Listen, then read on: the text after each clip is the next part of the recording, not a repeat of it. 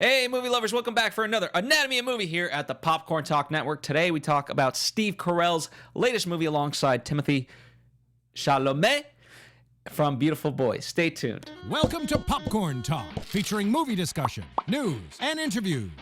Popcorn Talk, we talk movies. And now, here's Popcorn Talk's Anatomy of a Movie. That's right, ladies and gentlemen. I had to say his proper French pronunciation.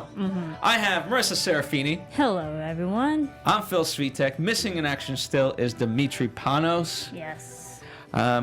We've got a lot to talk about. For those of you joining us for the very first time, we're not just a movie review show. We're going to give our opinions, of course, and kind of talk about it from that perspective, but we're going to give you some behind the scenes, the making of, what went into it, because there's a lot. It fascinates us, and we hope that it fascinates you equally, which, of course, leads to box office and all that stuff, right?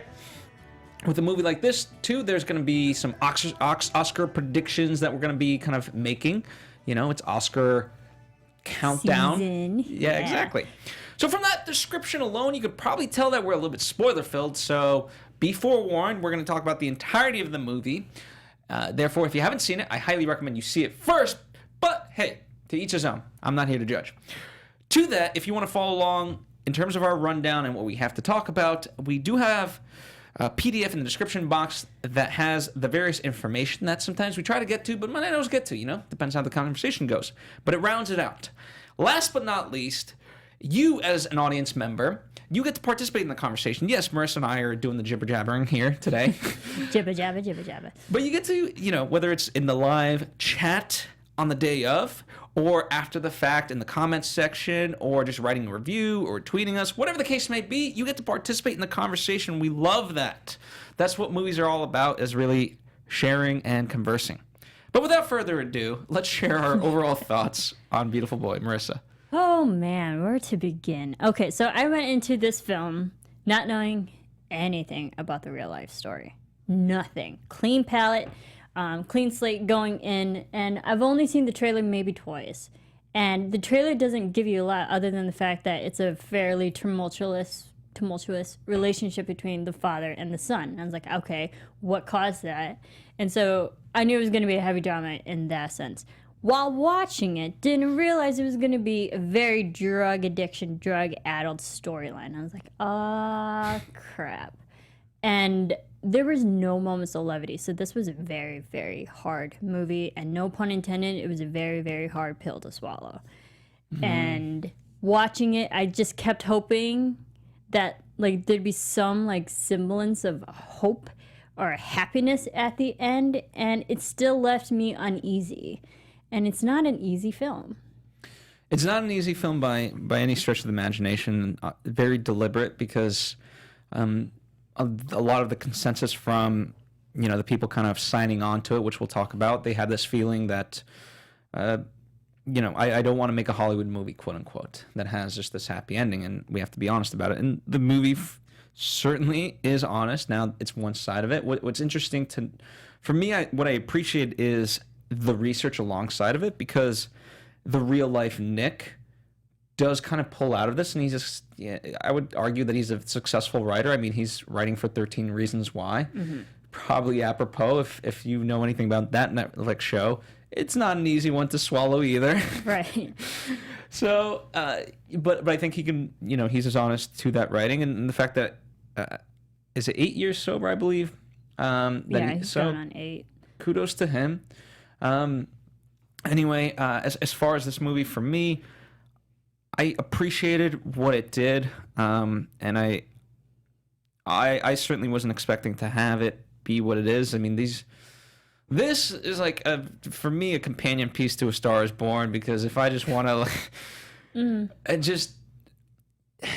what's the word? I don't even have a word for it, but I'll just say, if you want the feels in the saddest, deepest of ways, go see both movies. Right. Well, in fairness, if you're going to make that comparison, otherwise, A Star Is Born is so much better. That movie had moments of comedy and levity. You had moments to breathe and then go back into the seriousness of whatever the alcoholism and addiction that Jackson Maine had. This one is just straight addiction through and through. He had his moments of relapse, moments when he was clean, but even when he was clean and sober, it wasn't happy. It was just, you're just watching him struggle to stay clean. So there was really no moments of humor that lightened the tone of the film. Well, what the movie, the movie's very deliberate about this cycle and how hard it is to break this cycle. We open up, sort of middle of the movie, where the dad, is like, "Hey, I want to figure this out. I got two questions. What's happening to him, and how do I fix this for him? How do I help him?" And those, out of any question that he could have asked, those are two very honest and solid questions. And I think those are the main questions that a parent or any loving family member or companion would ask to help someone who needs help, if they can't help themselves. And very justified questions, but also it already puts you in a state like this has already been going on for a while now. Now we have to take it back to how it even started. So to see the slow, painful progression from the beginning to the end, I liked how it started in the middle, and then we, kind of got that nonlinear storytelling. Yeah, and the title is also very apropos. What I like the movie, there really isn't necessarily. They're both the central characters. It's his struggle, but it's also the father's struggle with what's happening and losing his beautiful boy. Mm-hmm. And that's very sad. And when you look at it from a storytelling perspective, the crisis really happens when Nick calls his dad and says, "Hey, I need your help," and the dad just tells him, "No, I can't." Mm-hmm. And after so it's interesting how it ramps up, because it is, as you say, it is those very same beats, like, okay, trying to get help but doesn't work, trying to get help but doesn't work, and you might say that's repetitive, but it ramps up the stakes every time, and in a unique way. Yeah, it's this vicious cycle that we go in. And I think also what I had a hard time when we kept following Nick, we only go back to the beginning of his drug addiction. We never really get a lot of his past. We see photos and stuff of when he was a little boy and just a flashback, but we don't really sense his personality yet, and like how likable and how smart of a guy he really was. It's only told to us, so they only gave us like small nuggets for us to believe that he was a good, clean kid who had a lot of things going on, but it didn't establish his personality. And it was hard to understand, because he seemed like he was just a guy or a kid who was just bored and started experimenting drugs. And me personally, I can't feel for a character because you started this problem only because you were bored. Well, in that sense, you can then relate to the father, because he doesn't understand either, right? And on paper, if you really look at it, Nick's got a good life. Family that loves him. Yes, the parents were divorced, but they seemed like the relationship was good. Like, it seemed loving enough. It certainly wasn't like a divorce that, you could say like things were thrown and people were yelling constantly. It seemed like he had a pretty decent upbringing in that perspective. And so when he starts doing drugs, it does seem out of nowhere, but that's also kind of what number one, it is true to life, because that's what happened to him. But the fact that you don't know, I think, is a big part of most people that deal with addiction from the side of the father. That's what they deal with, is, I don't get it. Right. And it's also just frustrating as a viewer, because you just have to question, like, why did you even start? And this is why I always preach during so many television shows and after shows and movie reviews that we do here within our all-encompassing networks. It's like, don't ever start drugs, because it really doesn't do shit for you. But Marisa's PSA, yeah, rifle PSA. Like, there's no point in starting like hard drugs like this, because it will ruin your life rather than actually enhance it. It's frustrating to watch, because he had such a loving foundation with his parents divorced, but it didn't seem like he had like a major life situation that happened to him that would cause him to do drugs. I was like, I know a lot of a lot of other people who had life tragedies and they turned towards drugs to feel better. Like, not to say that gave them excuse, but it gave them a means of why they started. And his start was seems like out of just sheer boredom and stupidity. I don't know. Contextually, the movie doesn't. Yes, it's kind of boredom, but there's it's the way even Nick spoke about it in the movie. It was less about how it enhanced his life, but it gave him a moment of escape, and that's what he was looking for. I think there were voices in his head. Like sometimes when you have someone that is, I think Nick's a very smart guy, and they're, the one thing that they pointed to was quote unquote the pressures of his father. Now, whether or not it was justified, that's what Nick was kind of pointing to, is that, you want to hold me in such a high standard. I'm your little boy. You want so much from me, and I'm unable to live from that. So I think there was that pressure and just other voices of expectation, perhaps, again, whether justified or not, that's what he had. And that's what he was trying to combat, was just to, as he says very early on in the film, just take the edge off. Right. And, the unfortunate thing is it doesn't really take the edge off. If anything, it puts you right at the fucking edge. Right. And there was a line where when he was talking, I think it was his girlfriend at the time, when he started it, I think he was like 16, 17, or he started young, but the moment where he started the hard drugs and he's like, I was trying to escape from life. I'm like, what life? You're a teenager. What life tragedy problems do you have? And I think it was hard to connect with as just, yes, this is a real life person, but like as a character in a film, it was hard to connect with why even start. Well, it's kind of interesting.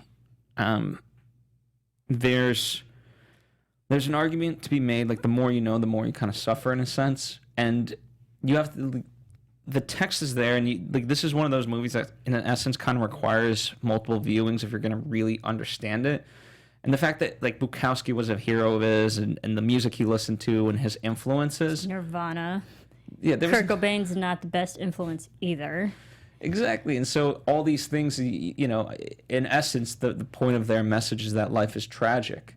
And when that's kind of what you're bombarding yourself with on a daily basis over and over, and as a young kid, when you are that impressionable, it's like, okay, well, where is the hope? So when you don't have the hope in the movie, it's because the character didn't really believe in hope. And the father did believe in hope, and he wanted the best, but he can't control his son. You know? He has to give up that control. And also, it shows that the relationship between the father and the son got too comfortable, that the father allowed him to do pot, and he was even smoking together, that celebratory joint and whatever. So the father allowed some drug usage. Little did he know that's what they call a gateway drug, would like build the behaviors and the addiction patterns to start other drugs. But it started with being too comfortable and allowing your son so much freedom, a little too much freedom. Yeah, and that's the tough part that ate away at the father was, where did I essentially go wrong?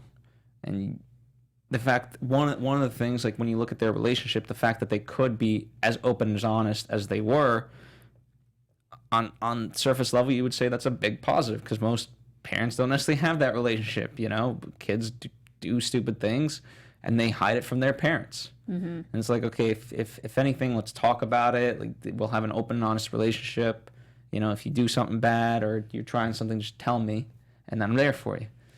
And unfortunately, like what started off good, right, devoured into something atrocious that he never predicted. And I understand the wanting to bond with your son, because even the father, during their bonding, quote unquote, time, was when the father was like, yeah, when I was a teenager, I experienced with drugs and did a lot of things, and like that just kind of opened the opportunity for Nick to think, like, if he did it, I could do it too. And it was also frustrating for the father as the parental figure, who should be more strict in behavior setting.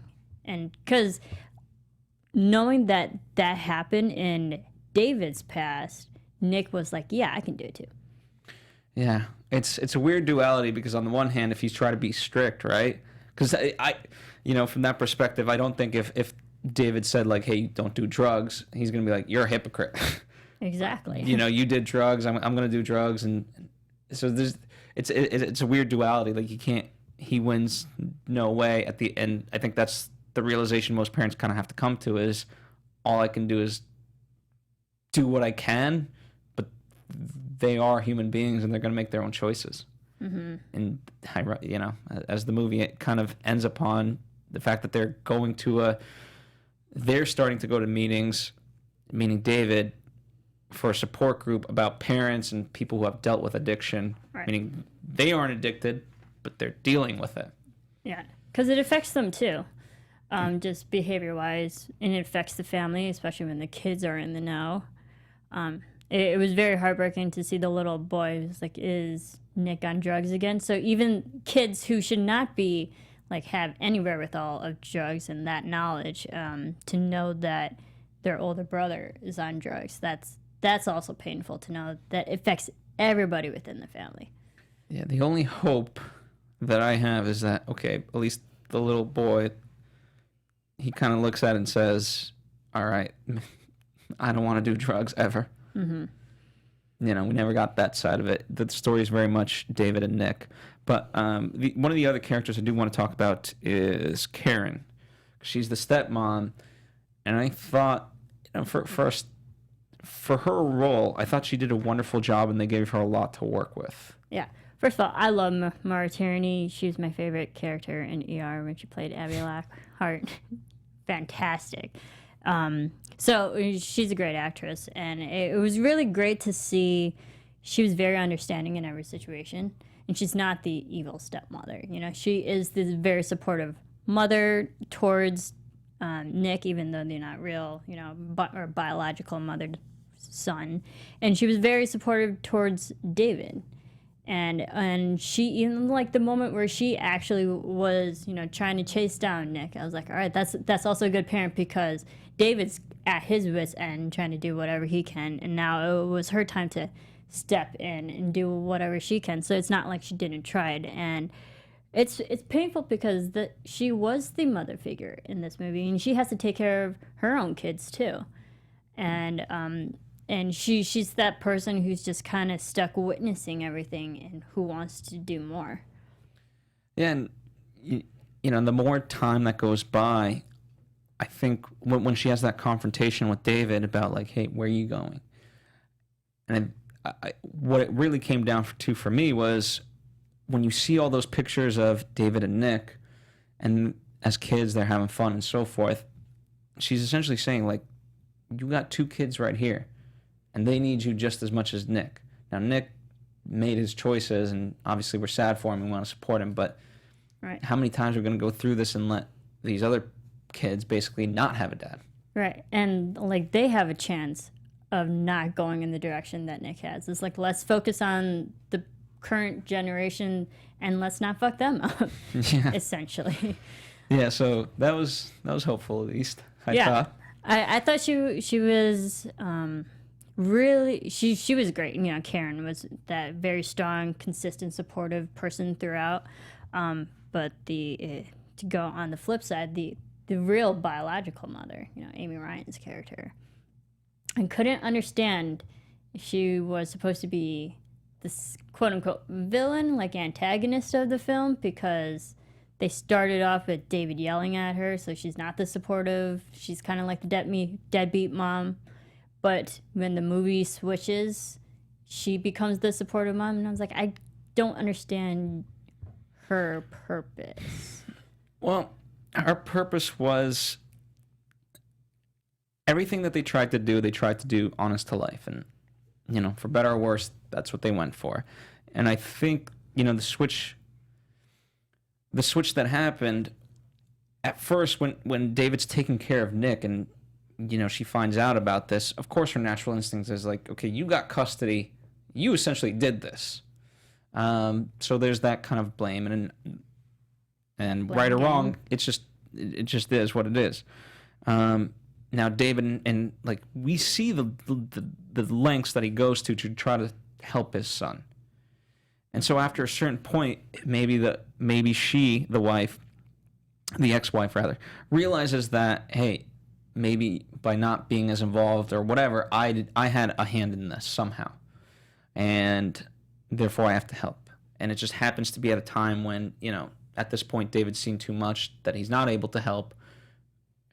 She's dealing with guilt and this idea that I won't quit on my son. And Right. they're in constant opposition of each other, unfortunately, because of it. Yeah, and they switch essential custody because now Nick is staying with her. And then she realizes, she goes through all the ish that David was going through. And then we see near the end where David's now yelling at the mother instead of the opposite. So you see that, yes, Vicky, the biological mother, like she, not to say she was in the wrong, but now that she has gone through the vicious cycle with Nick also herself, that it wasn't on the parents. It was more on Nick. Unfortunately, no matter how much they try to help. I want to bring back this to Karen real fast because I want to get your interpretation of that scene, because she has that. I'll call it an argument, even though it's not really, her and David, and then Nick sneaks into the house, and she's the one that takes off after him in the truck. Mm-hmm. And he just kind of gets away from her, and she breaks down essentially. And I wanted to get your interpretation of her emotions, why she did that, and what she felt. Right. I think that was like the maternal instincts kicking over, like trying to chase after her son, essentially. But also maybe just to get the opportunity to talk to him, because we didn't see like any real one-on-one conversations between Karen and Nick. It's always been Nick and the father. And I think it was just her just trying to do her best to do what she can to help Nick. But unfortunately, she couldn't catch up to him. And I think it would have been a great moment had she got the opportunity to stop Nick. Nick was not having any of it. Right. But I think mentally, she just really wanted to get a hold of him and talk to him. Yeah. Last-ditch effort type of thing. Yeah. She tried. I'll give her that. She tried. I want to talk about the ending because I had no idea how they were going to end this, right? That scene when David basically says, like, I can't help you, I was like, are we going to end it here? Mm-hmm. And fortunately, he does go to see his son, and so, he's not... If I describe it, I would say that David's in a healthy place, that he's going to be there for his son, but he understands it's not his fault, and fortunately, he can't go out of his way to help his son. It has to be his son. But he'll visit him. Right. And I think this is at the point, this is like the fourth time around. You literally lose count how many times Nick has been in and out. But this is at the point where David has done everything in his power and in his right as a father to help Nick. And at this point, this is where they're all hiking and whatnot, and that painful call saying, I can't help you anymore. That's when he chose his current family, his healthy family. He chose happiness and hope in that sense. He chose the people and gave priority to them instead of Nick. And I was like, yeah, you go, Dad, because it's like, you've done everything. It's like, it is your right to not help him anymore. And then when we bring it back to the cafe that they were in, and Nick was writing essentially what you can imagine was a suicide note. Like, yeah, that makes sense, because just thematically at the beginning of the film, we saw little Nick there at the cafe, and now where he is now at the cafe, older and hopeless Nick. It seemed just thematically like a full circle. Yeah, and it did, and I think what was nice to see, an odd choice of word, but I think as painful as that moment is, whether in the movie or for anyone in real life, having to, pick David's choice, you could look at it as selfish, but it's also really not, because at the end of the day, if you really want to help Nick, he has to understand that, like, what he's just bringing other people down. It's a vicious cycle, and the only person that's ever going to help him is him. and to continue to expect like, oh, I'll just come back home when I need money, which was a pattern that we saw even early on, like when they met early in the movie in the like, cafe. Like I want to go to New York. I just need some money. No, I'm not. You know, it wasn't for New York. Yeah, and especially after a certain point when he's like, hey, I just need money. Come on. No, you are lying. And the point where he has sunk so low that he steals his little brother's money. $8, by the way. $8. It's not like we're talking no significant amount of money. It's $8. But like the fact that he's stealing even only $8 worth of money, that's how desperate he is. Indeed. One of the things I was actually glad though was that we don't focus on Nick during kind of these drug binges that much. We see kind of the aftermath of it, and we got some moments of like, oh, he's heating up the crystal meth and all that, which taking shots and needles. I don't love that. Yeah. But I appreciate that it was, from a storytelling perspective, it was much more of a human story rather than like, oh, let's just show him doing drugs. Right, and we don't need that because every television and every other movies that deal with drugs always, in a way, it glamorizes drugs. It makes them seem fun, and that's why people do drugs. It's not good. But in a way, it really glamorizes drugs and just the whole process and like the euphoria and why people get addicted. Yeah, it causes a moment of ecstasy, and that's fine. But we don't need to see that because we already know the downfall afterwards. So like I like for the choices when they went through the moments where he was actually high, the actual enhanced sounds rather than the experience. Just like everything he was hearing was way more dramatic and exaggerated than you would normally when you're just sitting in a room. I agree. So let's backtrack a bit and talk about how this movie got made and all that. So it's based off of two works, essentially, from Nick's perspective and David's perspective. Now, Nick wrote this memoir more as a means for himself to chronicle what he was going through, and then him being a writer eventually turned it into a piece. David Sheff originally wrote My Addicted Son for the New York Times Magazine, and that's kind of how it took off. And Plan B being Brad Pitt's production company, they wanted to take this on and really nurture it and saw something in it, and essentially they did so. Yeah, and when the real David, he wrote this, he had really no plans on publishing a book. And he kept writing and whatnot, and it was just a way to deal with what he was going through. And when they released the books, it was actually 2 at a time. So they released 2 autobiographies. And from that perspective, like what I appreciate about the filmmaking process is that they very much involved Nick and David as part of the process. They talked to them. They wanted to get their perspective on things. They even saw the house and really took notice of everything in their lives to be able to kind of create an honest moment of what's happening. And it's kind of odd in that way, right? When the best movies I feel like that we talk about are some of the more specific ones, and by having that specificity, they become universal. But the ones that try to just be universal, they're too general, and then it appeals to nobody. Right.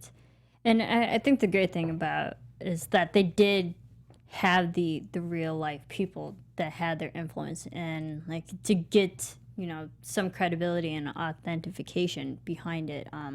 I didn't realize it was a real story going into it until the moment where they were on their cell phones. They were flip phones and razor phones. I was like, okay, we're around the 2007, 2006 year, because that's a deliberate choice visually to show on screen.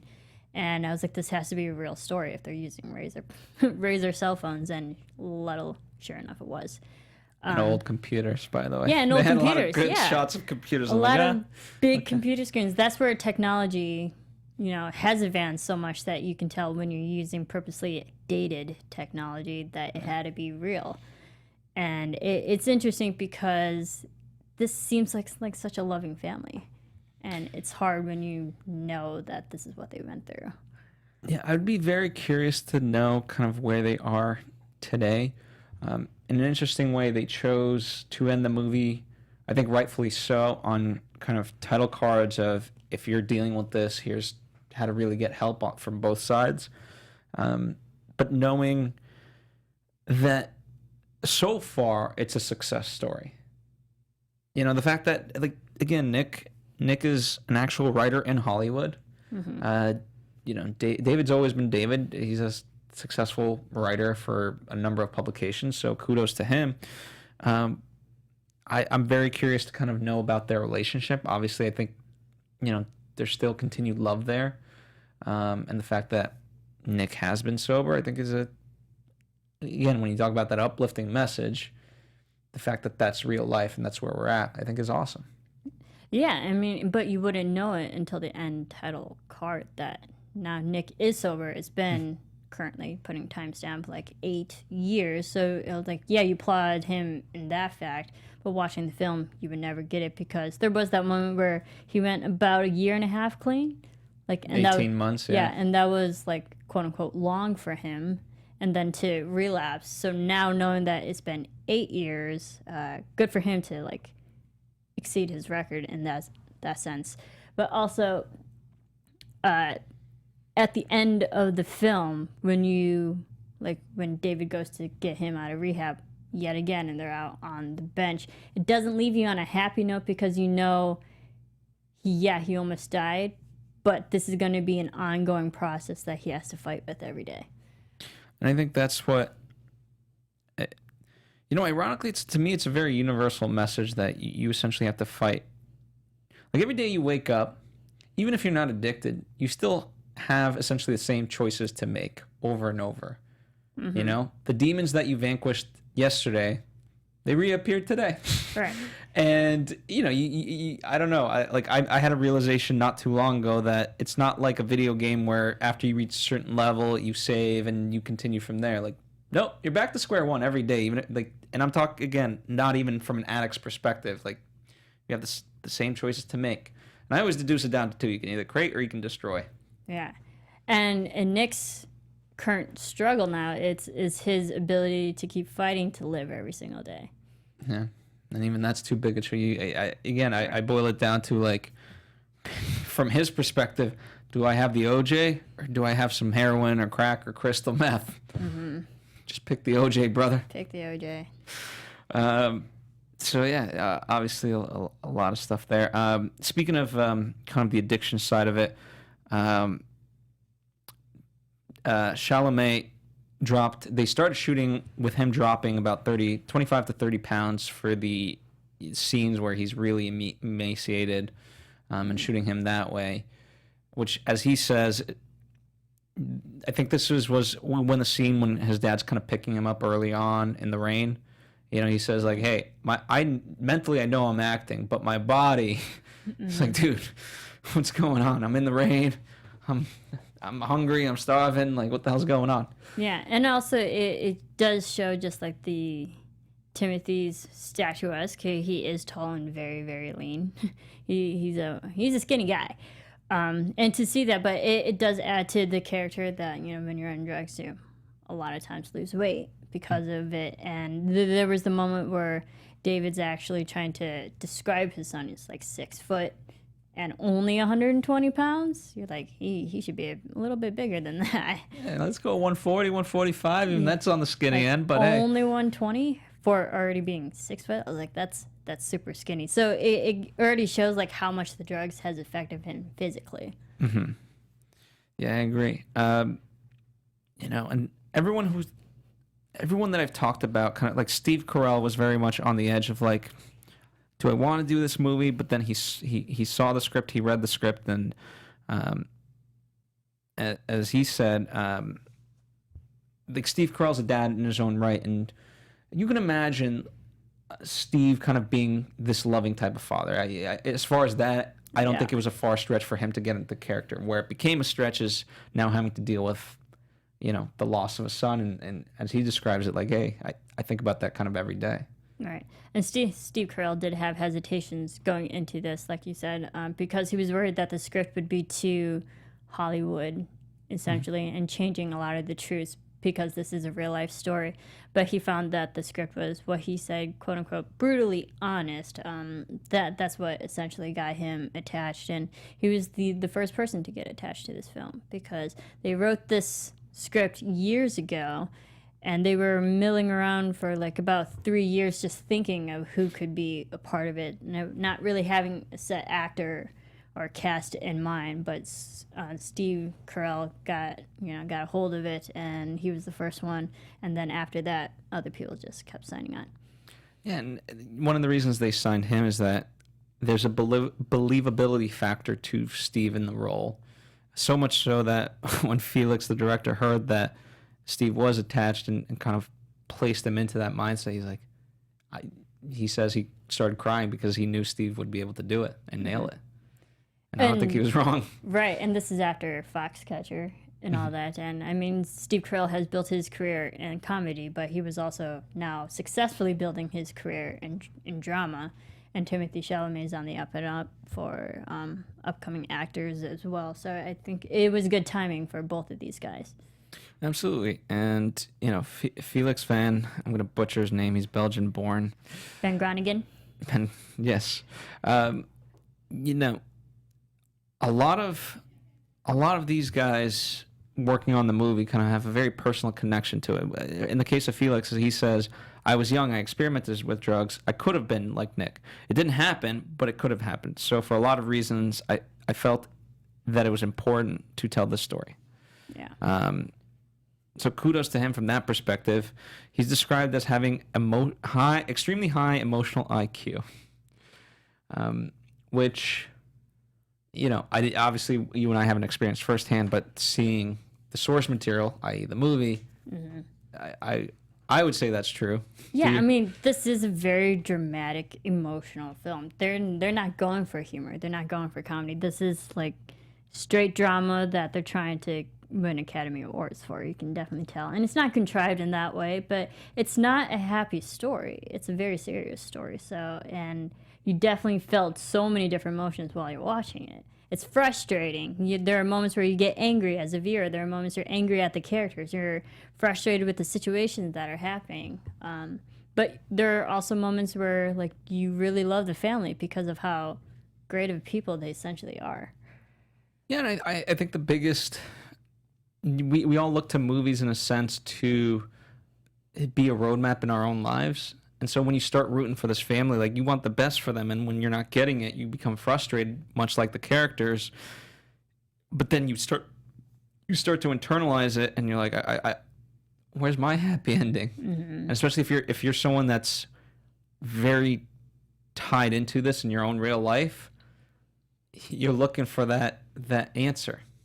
And unfortunately, the answer is there's no right answer, right? Necessarily. Just like the some semblance of hope that there's like a chance for a better life out there, or like a new beginning or better life. I guess. Yeah. Well, let's talk about the rehearsals, because they rehearsed for a number of weeks, about 2 weeks beforehand, going into this. And as they describe it, it's important to have that play beforehand, because once you're shooting, and Joe's that. I haven't shot too many things, but you always feel the pressure of time and money. Mm-hmm. So you're like, if we can just let's just kind of essentially play and have some fun and see what we got and what we come up with. It's a lot easier and cheaper to do that. Right, and it's good to have rehearsals so the character, only the actors can get into the emotional mindset that they need to be. This isn't an action film. This isn't a comic book film. There's not a lot of visual effects that go into it, so everything is hindered on the performances. Mm-hmm. And if you don't get the actors in the right place and they aren't rehearsed and they don't know what to do, then like you don't have a film, because this movie is all about the acting and the story. Yeah, and that, from a visual standpoint, you talked about the cell phones and the computers, but everything else, like even the paintings, the pictures on the wall, the drawings. It felt very authentic. When you go through that house, like even if we just kind of did like a B-roll shot of something like that, you feel life in it. Mm-hmm. You understand the lives of these people one way or the other, and that there was love in it, and it's not and the only thing that's chaotic is what they're dealing with. Right. I mean, it was a beautiful house too. There was light. There was windows everywhere. It was always brown and orange and sunlight, literally. So like you sense it was a loving home. But the only dark room was Nick's room. Yeah. Very dark room indeed. Yeah. Now, it took place in Northern California. However, they shot it in Southern California. So they had to do some work on that. For the most part, they shot in two houses, one for the exterior, one for the interior. The interior, they kind of, especially for the second floor, they built a Hollywood set. Yeah. The house was essentially split in two. The first floor was the actual on-set location, and the second was a studio, sound studio. And thanks, Jeff. Our producer. Jeff. It was the same house as Big Little Lies. Thank you, Jeff, our producer. And that story takes place in Monterey, which is more northern California. Interesting. I didn't know that. But yeah, it shows that it was just from the house. It definitely had its own personality and certain type of atmosphere. But every time you went into Nick's bedroom, you sense this darkness. You sense this emotional chaos that he was going through. And then going through his journals, that was rough. Yes, it was. That's really the only word I can think of. That was a chaotic mess.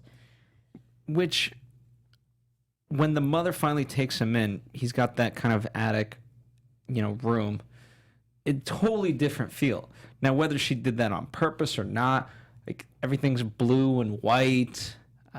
Not a lot of clutter. Everything's going to be organized, right? His books are going to go in the bookshelf, but it feels open, and in an odd sense, like it's not minimalist, but compared to his other room, certainly a lot more minimal.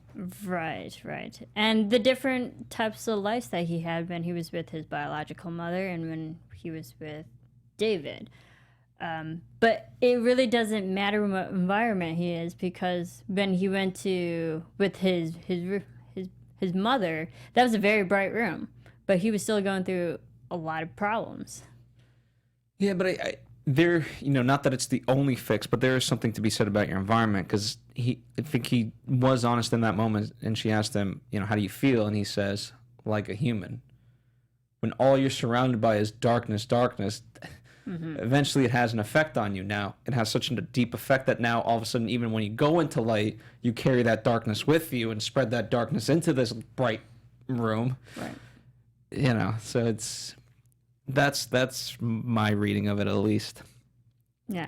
And the interesting thing about the paintings and all the artwork from Karen, those were actual real paintings from the real Karen. And yeah, absolutely, which is cool. I was like, yeah, that's neat. Why not, right? Yeah, she's an artist. Save some production design too. Gives her a nice little shout out. Like, it's awesome. A little bit. And it was like arguably one of the most colorful things in the entire film. Because it also just shows Karen's personality, that she is more lively. In an odd way, though, her drawings are not like her drawings are surrealist, right? She's got a lot of eyes and things like that, and so I don't want to read too much into it, but I do believe that she artistically could have had some influence. Now he added like the darker elements to it, but the fact, like, it's not like she's painting a Mona Lisa that's much more realistic. This is interpretive art, and certainly his is very much interpretive. So I do see a little bit of an influence there from her to him. A little bit. But it also just shows that she yes, you said surrealist, but she's also just always there watching people. She's the witness. She's literally the witness, like going through the experience of everybody. Good point. Yeah, I think I don't want to see this movie, not because it's not a great movie, but it's obviously a very painful movie to watch. So the rewatchability factor is not very high, but I am very curious. Like, I'd love to kind of, I think there's a lot to dissect there from just a visual standpoint that I would love to kind of at some point dive into. Yeah, visually I think it was well done. you have to go into this film knowing what it was. I went into not knowing, but it'd be better if you went in with a heads up of this is the kind of film you're about to watch. Probably. Well, speaking of, as we're talking about Karen, one of the things that she says about Felix is that there was such a comfort level. He had such a confidence in what he was doing that he made everyone else feel comfortable, something that she says isn't always the case on other projects that she's done. So she's worked a lot for a very, very long time. So kudos there. Felix overall brought kind of the rest of his crew. Certainly his cinematographer, Ruben Pens, has worked with him before. Then in the editing process, they had a very long cut, about 4 hours, and it just kind of wasn't really working. So Felix eventually brought his longtime editing collaborator, Nico Luenen. I sorry, yeah. I butcher these names. Anyway, and they finally started breaking the story. And now, granted, Felix says, like, hey, at the end of the day, having a 4-hour first cut is not really that uncommon for at least him. And overall, it's not really that uncommon for most movies. No. You just put it together and see what you got. And then, as he says, we trim it, and then eventually we have to start taking out scenes. Now, when you talk about that there's no moments of brevity, let's say, maybe in this 4-hour version there was. Maybe. And I think what they took out was all the happiness. Yeah. From 4 hours to 2 hours. What do we got to cut? Cut the happy. It's a sad, depressing film. And we're just going to call it that.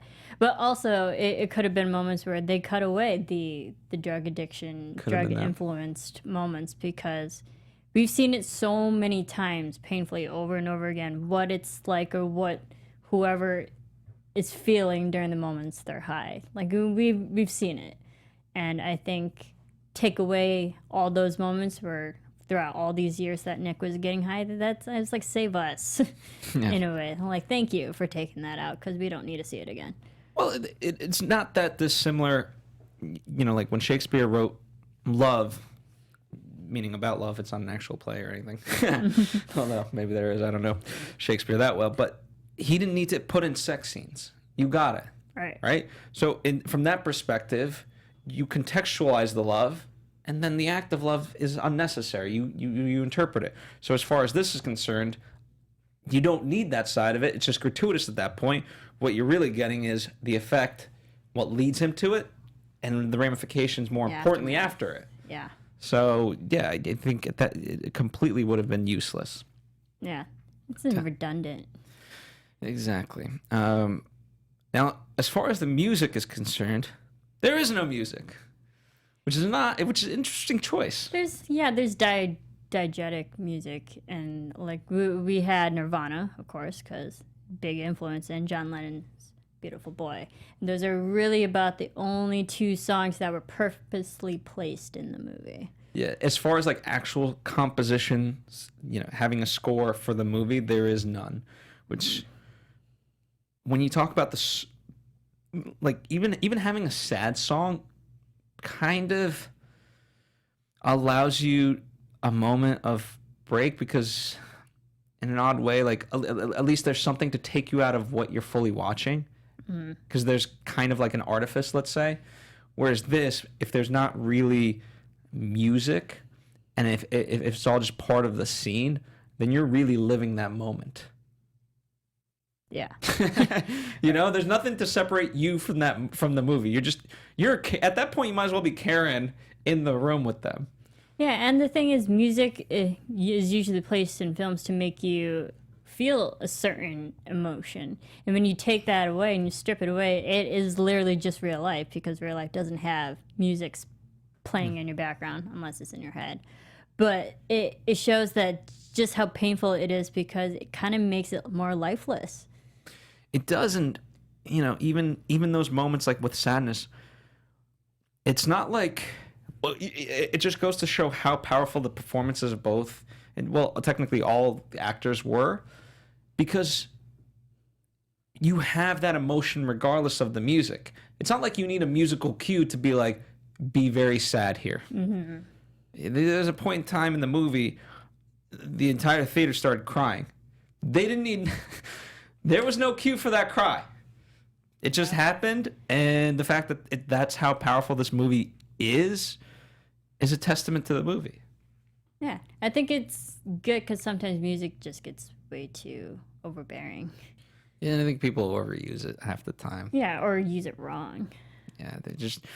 what I see oftentimes, people use music as a crutch of like, okay, the scene's not working, great, let's add music into it, and it'll fool people. It's like, music should enhance what's there, not really alter it or supplement it, or whatever the hell word I'm looking for. Right.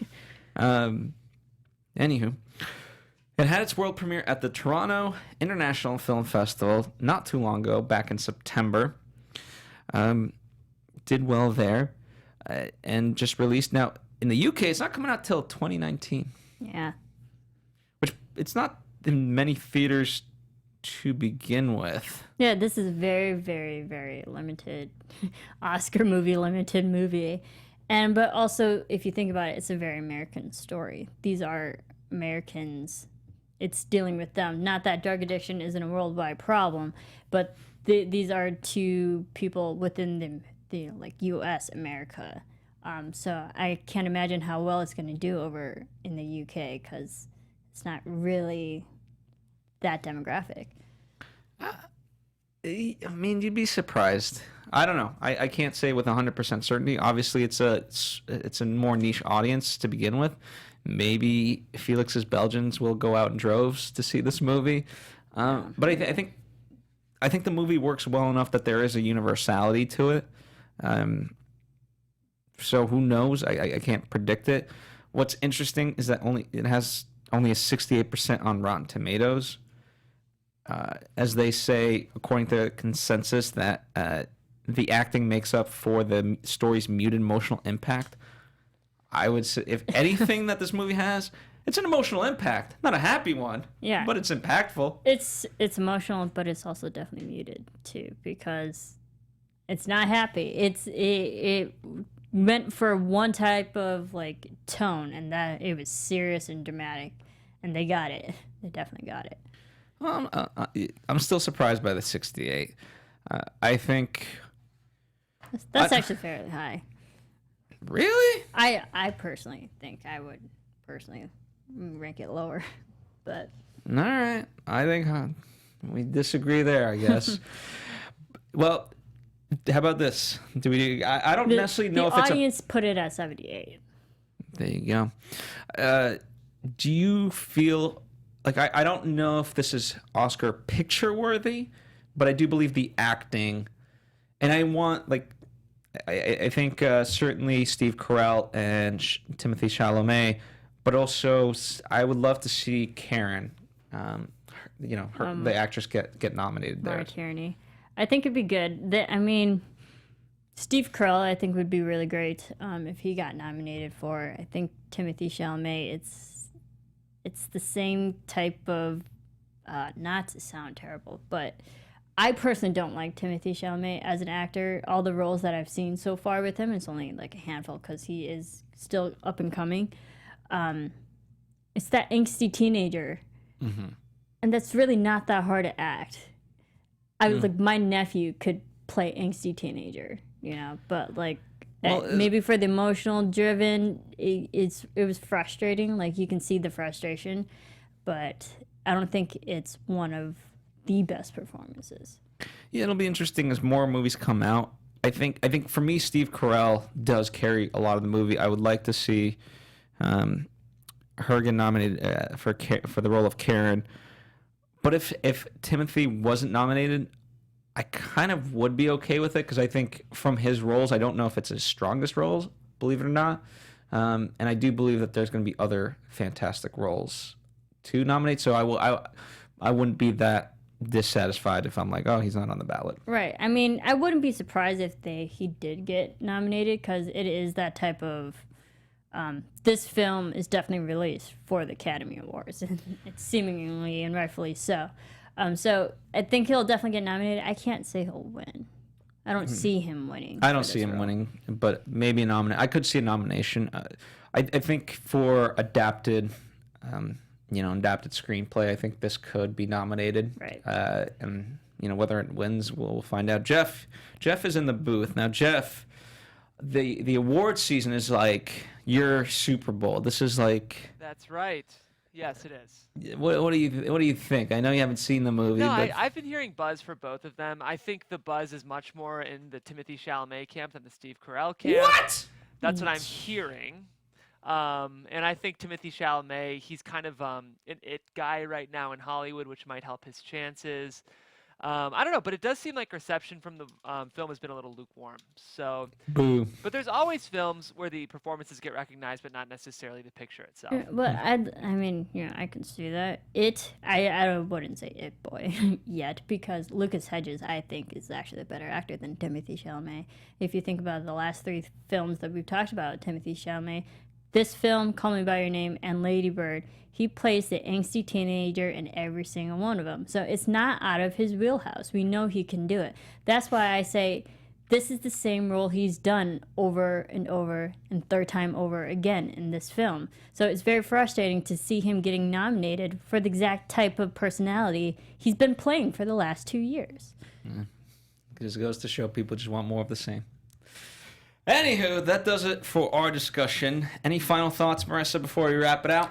I can't say I recommended this film, but for good performances and good cinematography, go see it. All right, fair enough. I don't think this movie's for everyone, but I do think it's a very powerful movie. That whether if you're struggling with one aspect of this in your life or not, I think it still impacts you. I mean, unfortunately, drug addiction is, for most people, like, you can separate it by 1 or 2 degrees at most. Unfortunately, it's such a prevalent thing to varying degrees.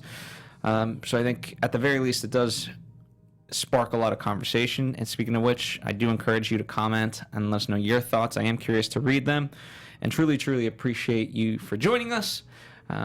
Again, it's very limited right now at the time of our taping, and so I am curious as it builds up to see what you think of it at home. Anyway, at Serafini TV is where you can interact with Marisa directly. Yep. Also, her and I do a series of books to movies called Adapted over on Book Circle Online. So we're building up our library, pun intended. Yes. So feel free to check that out. I'm at Phil Svitek. We will be doing next week The Nutcracker and Bohemian Rhapsody. So look out for that. And I will be doing a solo version of Bad Times at the El Royale, because reasons that I will tell later. And of course, you can check out our other past episodes. We have over 500 episodes we've done. So if there's a movie that you've seen in the recent history, we've probably covered it. So look out for that. Thank you as always. We'll see you next time on another Anatomy of Movie. From producers Maria Menounos, Kevin Undergaro, Phil Svitek, and the entire Popcorn Talk Network, we would like to thank you for tuning in. For questions or comments, be sure to visit popcorntalk.com. I'm Sir Richard Wentworth, and this has been a presentation of the Popcorn Talk Network. The views expressed herein are those of the hosts only and do not necessarily reflect the views of its owners or principals.